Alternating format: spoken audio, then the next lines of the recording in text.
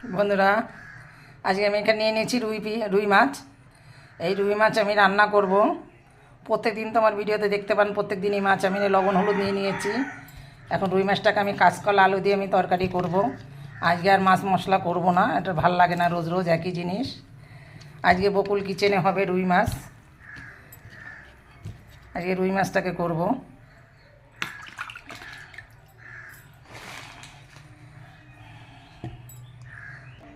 বন্ধুরা, আজকে কিন্তু আমি দুদিন থেকে কিন্তু কাঠে রান্না করছি না, আমি আঁচেই রান্না করছি। তেলটা আমার গরম হয়ে গেছে, মাছটাকে আমি ভেজে নেব। দুদিন আবার কাঠে রান্না করছি না। আপনাদের দিকে শীতকাল কোন জায়গায় কীরকম শীত পড়েছে জানি না, আমাদের এখানে কিন্তু প্রচণ্ড ঠান্ডা পড়েছে। প্রচণ্ড ঠান্ডা পড়েছে আমাদের এখানে, মানে ভাবার বাইরে এত ঠান্ডাটা পড়েছে। বন্ধুরা, মাছটা আমি উল্টে পাল্টে দিয়েছি। এইটুকু এরকম করে আমি ভেজে নেবো রুই মাছটাকে, এর থেকে আর কড়া ভাজা দেবো না। তেলের পরে আমি দিয়ে দিয়েছি একটা তেজপাতা, শুকনো লঙ্কা, কয়টা জিরা, আর এখানে দিয়ে দেবো আমি কিছুটা আদা। ফোড়নে আমি এটাই দিয়ে দেবো।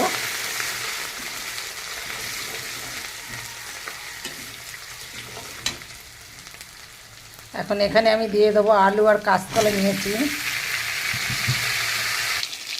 এখন এর ভিতরে দিয়ে দেবো কিছুটা হলুদ, দিয়ে দেবো কিছুটা স্বাদ মতো লবণ। এখানে দিয়ে দেবো ধইনা আর জিরা একসঙ্গে আমি বেটে নিয়েছি। এটা দেবো আমি একটা কাঁচা লঙ্কা।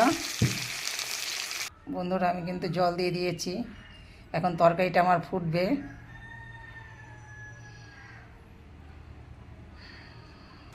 বন্ধুরা, আমার তরকারিটা ফুটে উঠেছে। আমি এখানে দিয়ে দেবো মাছগুলো। কারণ মাছটা দিয়ে তো একটু জাল দিতে হবে, জাল না দিলে তো ভিতরে তেল মশলাটা ঢোকে না।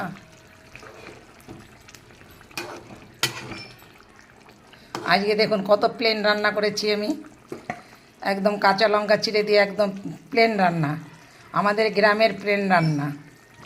বন্ধুরা, আমার তরকারিটা কিন্তু হয়ে গেছে। আমি এখন দিয়ে দেবো এর সঙ্গে কটা ধনেপাতা, আমি বড় বড় করে কেটে নিয়েছি। কারণ যেহেতু একটু জাল দেবো আজকে, ওর উপরে আমি ছড়িয়ে দেবো না। এখন কত শর্টে রান্না হয়ে গেলো, একদম শর্টে রান্না। এইটুকু ঝোল আমার লাগবে, কাঁচকলা আলুতে ঝোলটাকে টেনে নেবে। বন্ধুরা, আমি তরকারিটাকে নামিয়ে নিয়েছি। আমার একটা লাইক কমেন্ট শেয়ার করবেন, তাতে আমি খুব খুশি হব। বন্ধুরা, একদম প্লেন রান্না, প্লেন খাওয়া। আজকে আমার তো বেশি সংসারের লোক নেই, আমি হচ্ছি মেন খাওয়া দাওয়ার। ছেলে আর রাতে আসবে, রাতে খাবে। তো আমার রোজ রান্না করতে, কারণ আমার বাড়িতে একটা কুকুর আছে, দুটো কুকুর আছে। কুকুর দুটো হচ্ছে রডডুলার, সেও আমি ছবিতে ছেড়েছি। বাচ্চা আছে, সেটাও আমি ছেড়েছি ফটো করে আমার সঙ্গে করে। কারণ রডডুলার কুকুর তো, এদের খাওয়া দাওয়াটা আলাদা। এটা আমাদের রান্না।